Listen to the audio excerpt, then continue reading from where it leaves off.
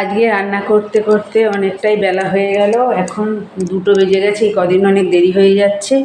এখন একটু ঘরটা ঝাড় দেবো, ঝাঁটাটা নিচ্ছি।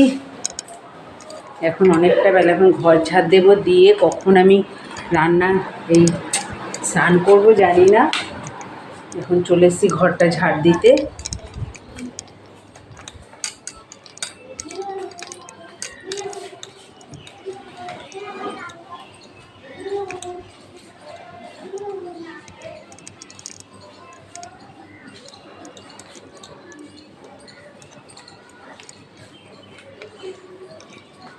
আজকে এই কদিন ধরেই অনেকটা বেলা হয়ে যাচ্ছে।